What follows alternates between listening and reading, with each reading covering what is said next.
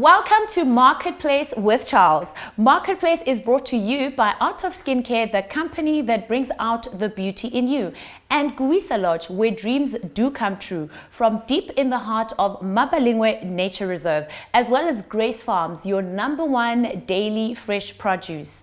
I am Ketiwe Pagati. On Marketplace, we redefine your future by equipping you with tools that you need to achieve your entrepreneurial dreams. Each week, we bring you insights from experts in different fields of business, from wise men as well as women of great stature. And on today's episode, we meet Captain Bheka Zulu, who is deeply involved in the maritime economy with a wealth of experience within that space. There are many opportunities in the maritime sector that for most part are left unnoticed by many who are not exposed rather to the sector.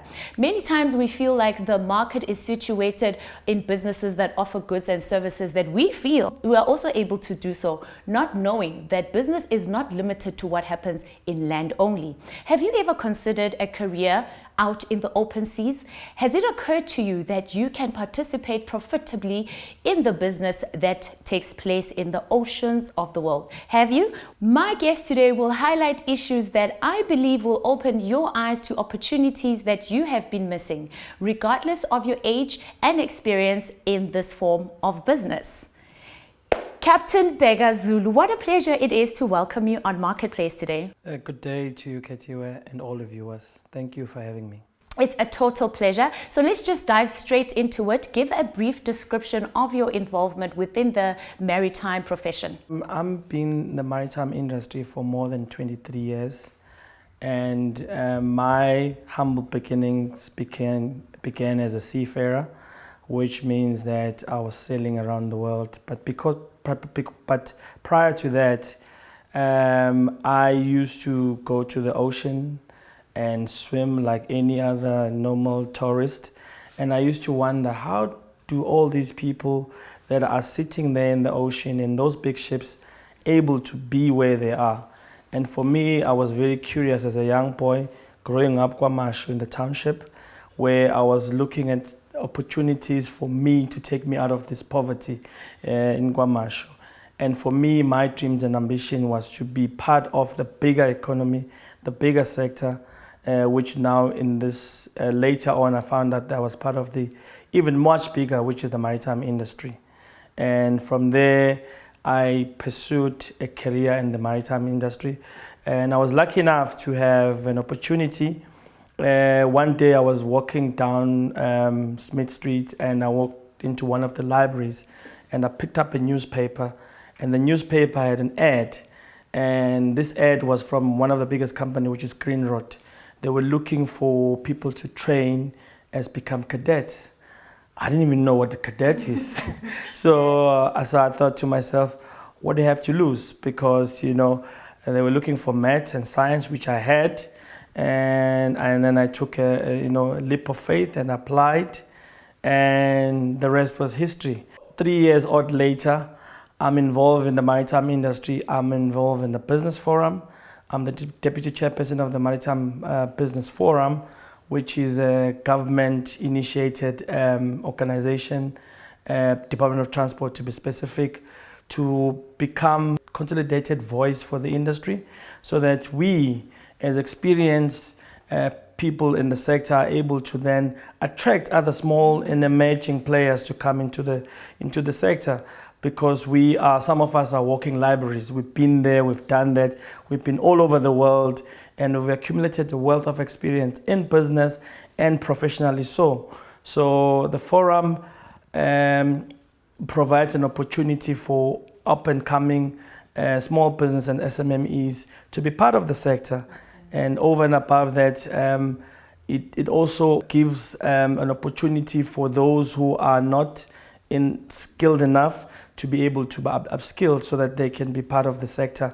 Because some of the requirements is that one needs to have some basic skills, especially in business, where you are able to then be on the par with the rest of the world.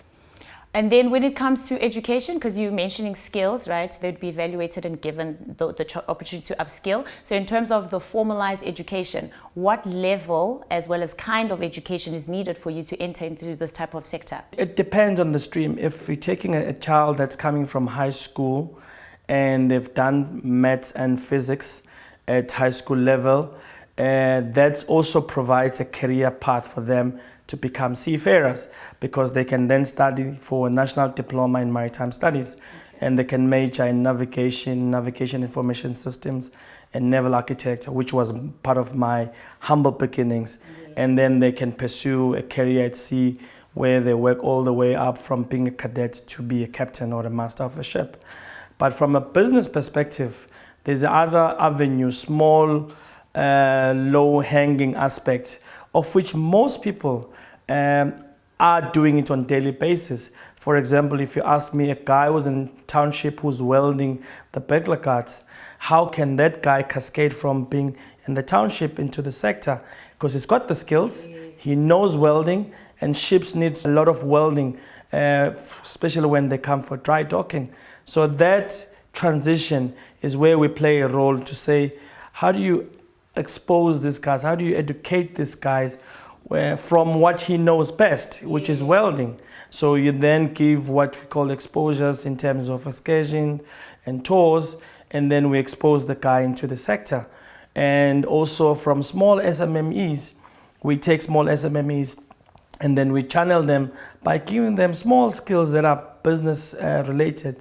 Remember, Ketiwe, not everyone is geared for business. You know, it's not you can't buy business skills from ShopRite Checkers, I always say. You know, it's something either you acquire through skills or naturally. Some people are natural entrepreneurs, so they're able to cascade from wherever they are into business. So for those who can't, we provide a bit of skilling, and then we slowly channel them towards the bigger sector.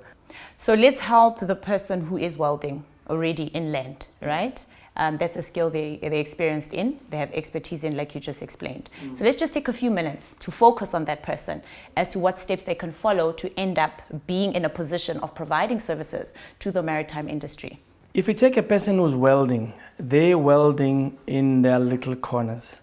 And what we do from the business forum, which is some of the business forum that I represent, which is South African Maritime Business Forum, and are also involved in others business forum, we take those people, we take them through a skills bridging interventions where we take them to the sector. If there's a ship that's coming in one of the shipyards in a dry dock, we go and expose them so that they know what kind of either upskilling they need to do or the kind of focus they need to be focusing on.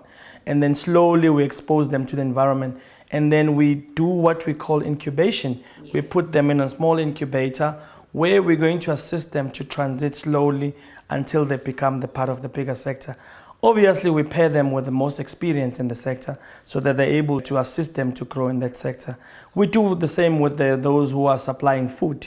We call them ship chandlers because some of them are having a small bakkie and small truck where they can buy food for the ships that are coming into the harbor and then sell them at a dollar rate. You know, the ship will have a list of things that they're looking for, and then they can send that through via what a person called ship agent, and then a ship agent then will procure those from local service providers. A woman who's selling bananas, another woman selling oranges, another woman who's selling cabbages. So we collect all this that food and we put them in a bakkie.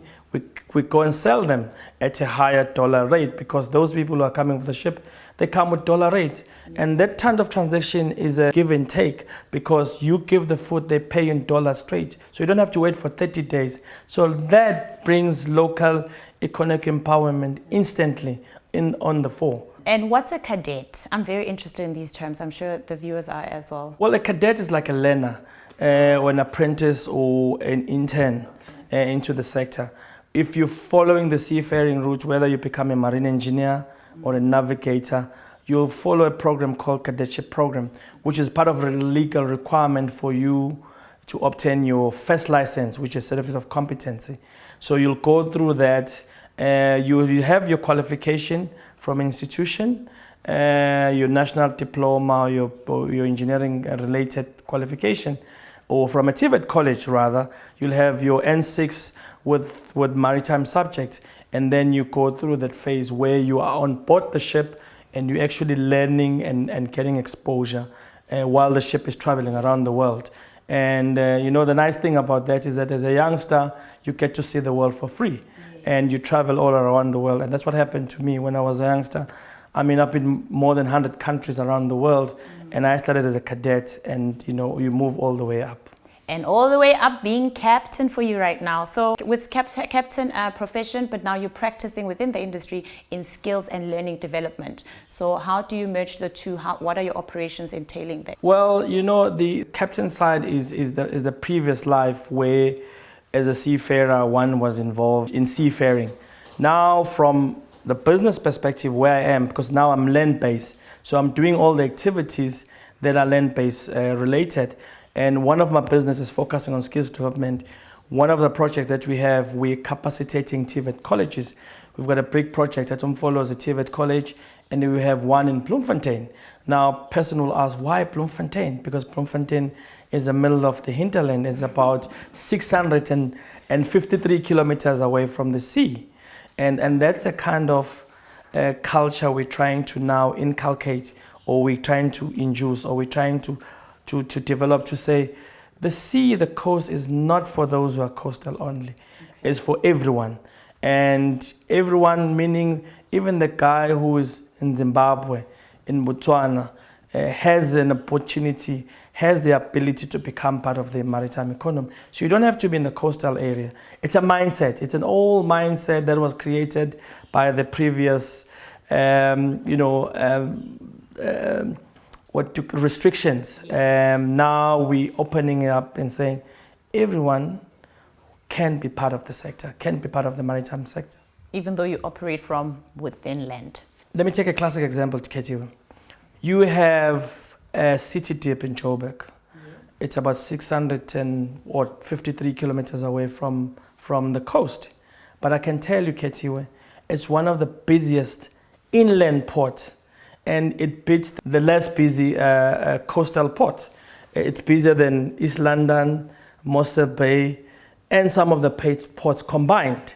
And you'll say, but these ports are based on the coast. But it's a kind of activity that happens in the city deep in Joburg, because there's an exchange of trade that happens there. Remember, if you look at Joburg, it's closer to Mozambique, it's closer to Swaziland, it's closer to Zimbabwe, it's closer to Botswana, it's closer to other countries that are outside the South African borders.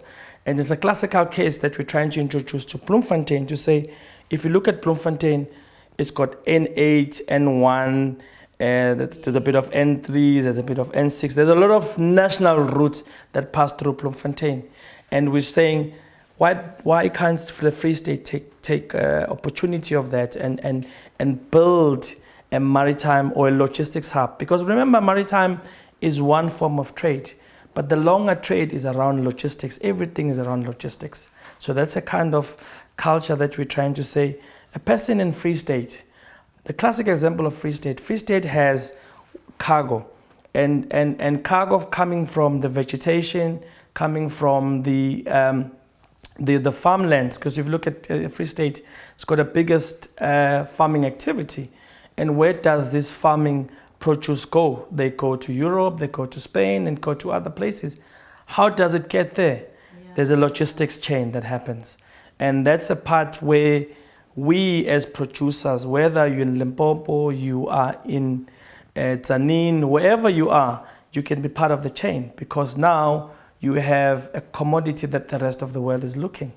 So, and if you look at the classic examples of Mpumalanga, Mpumalanga has a lot of coal activities.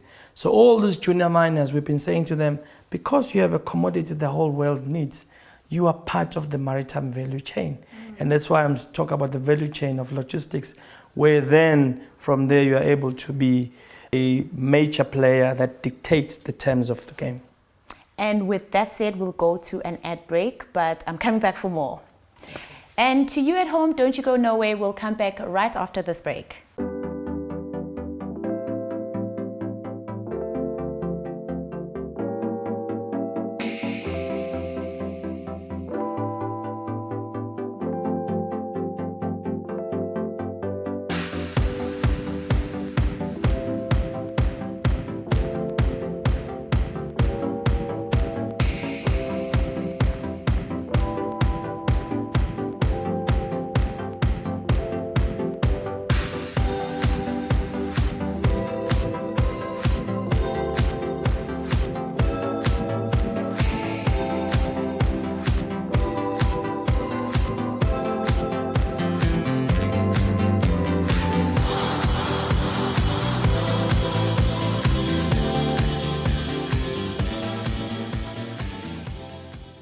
It's an absolute pleasure to welcome you here still with us on Marketplace with Charles. I'm still here with our fabulous guest, Captain Bheka Zulu.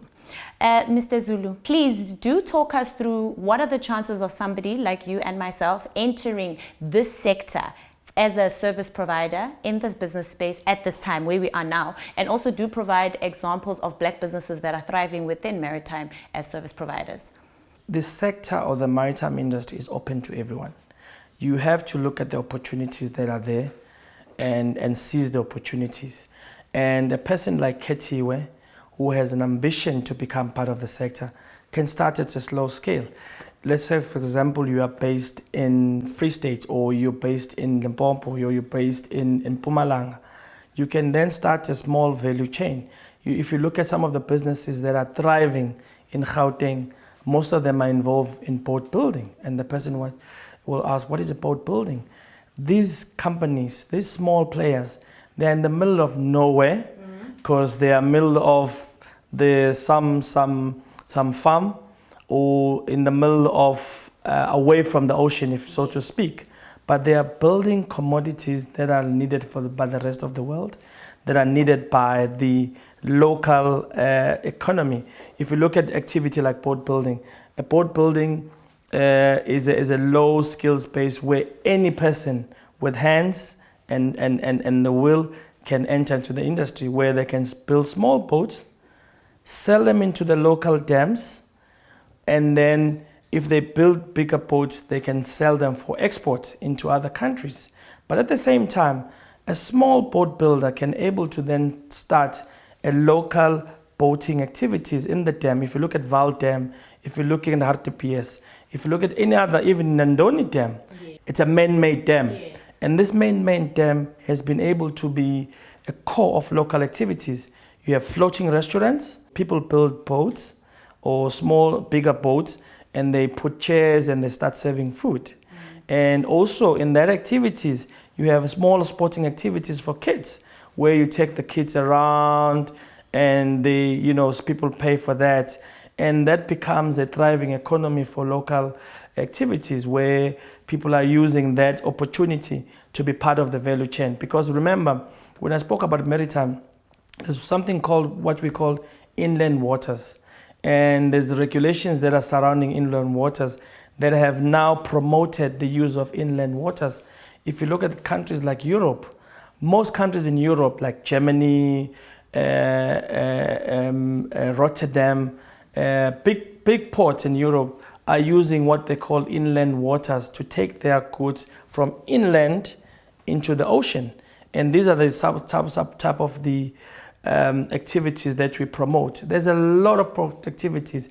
Even a person practicing law in Pretoria can be part of the sector, because they can become maritime lawyers, they can become anything that are related to the sector.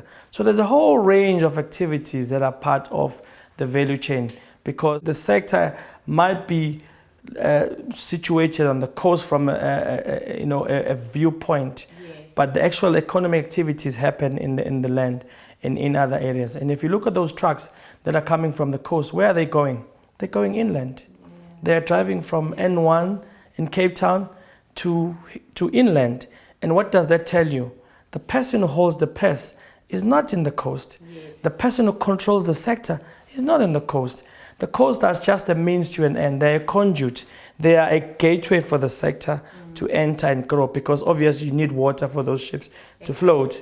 And then the value chain starts from there, from your trucking, from your warehousing, from your small logistics, and all other related supplies that one can have. Even clothing. I say, every person within the sector needs clothes. So an auntie who's sitting in township is able to sew a bit of clothes, can see an opportunity to supply those clothing into the maritime sector. It's a lot of industries, actually. It's not just on water activity. You mentioned law. You mentioned a lawyer. So can you please explain what are the legal requirements for somebody to be able to function within this sector? Yeah, the legal requirements, it depends on the type of business. One, the legal requirements, if you're working in a port environment, obviously you're going to need an operating license where you're able to operate in the port. That's one legal requirement. If you're operating on the dam, you're going to need a qualification which is called a skipper's license, of which we facilitate and train, where a person can learn in a classroom environment and then practice on the water, and they have a certificate of competence as a skipper. So that enables them to be able to drive a boat that they built for local activities, and they're able then to use that as a way. So that's one legal requirement, is that certain things you need to have certain small qualifications. But there's also areas where there's no legal requirement. If you supply as a ship chandler, you just need to comply with SARS in terms of bonded warehousing. Where do you store your food or your products, so that you are exempted from paying tax, because it's for export purposes and it's for international communities. So there's legal things that are within the government, your normal registration, CIPC registration, which you need, or CIPD registration if you're in construction. So those are part of the small legal requirements which are applicable to anyone playing within the sector.